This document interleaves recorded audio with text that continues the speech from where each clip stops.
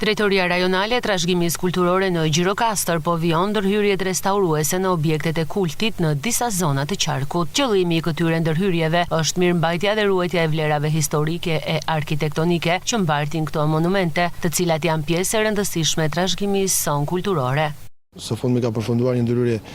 pastrimi nga bimësia të manastirit Drianos, cili në zonën e Zervatit, cili realisht është një manastiret më të mëdha që ka vendi tonë, por edhe më i largët për nga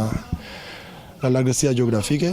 Gjithashtu paralelisht po punoj edhe në qendrën historike të qytetit Gjirokastër, duke kryer disa ndërhyrje mirëmbajtëse në disa prej objekteve të cilat janë monument kulture kategori e parë dhe e dytë. Në Parkun Arkeologjik të Antigoneze dhe Adrianopolit vazhdojmë punimet e mirëmbajtjes dhe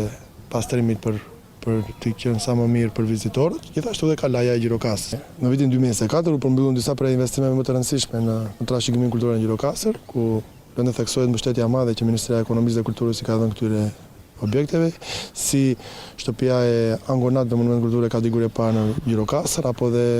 shtëpia e Mifidbej Libovës, e cila ndodhet në bashkinë Libovë, në qytetin e Libovës. Në proces është duke kryer dhe investimi për rehabilitimin dhe restaurimin e manastirit të Spilës. Këto objekte të kultit nuk janë vetëm vendburime të identitetit historik, por edhe pika me interes të lartë turistik. Sipas të dhënave zyrtare, numri i vizitorëve në këto site të trashëgimisë është rritur ndjeshëm vitet e fundit, çka e bën edhe më të rëndësishme ndërhyrjen për restaurimin dhe mirëmbajtjen e tyre. Këto site të cilat i përkashin trashëgimisë tonë kulturore, kryesisht objektet e kultit kanë patur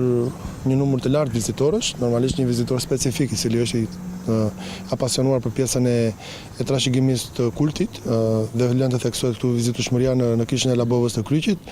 po gjithashtu edhe të Qeja e Melanit apo dhe disa prej manastire apo kishave të ndryshme të qarkut tonë janë të vizituara nga vizitorët e ndryshëm vendaze të huaj. Drejtoria rajonale e trashëgimisë kulturore synon të zgjerojë këto ndërhyrje edhe në zona të tjera të qarkut në vijim me mbështetjen e institucioneve përkatëse.